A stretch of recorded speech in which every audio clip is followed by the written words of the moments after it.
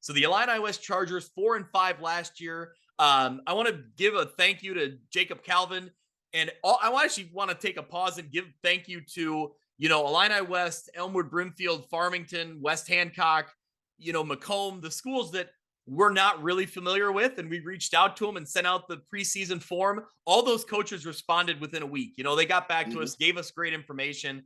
They may not really be all that familiar with what we're doing here, but I appreciate they took the time to help us out. So I do want to give a quick plug for, big thank you to that. So let's jump in here. Illini West 4-5 last year, kind of a down year overall for what you expect year in and year out historically from Illini West.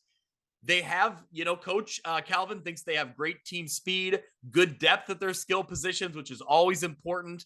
Solid linebacker core that has a lot of varsity experience. So those pieces are all really interesting to me to see if this Illini West team can, build that 5-6 wins or maybe even beyond.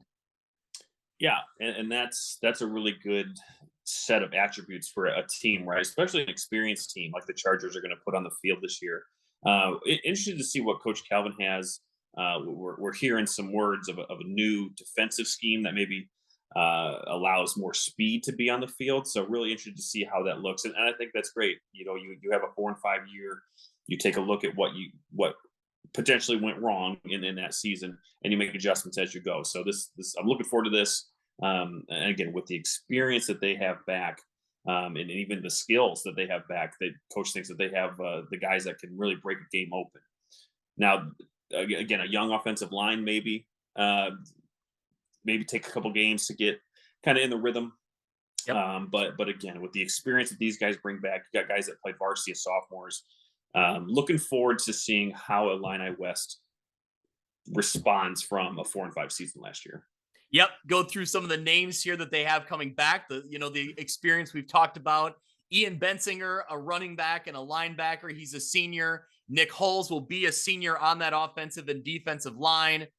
Playing behind them, Max Kinneman, quarterback, defensive back. You also have Thomas Chandler, who will be a linebacker and an offensive lineman. He's a senior. Lucas Finch, Jorge Espinoza. So a few guys there that, could be some names that we're going to be hearing throughout the season, names to watch out for.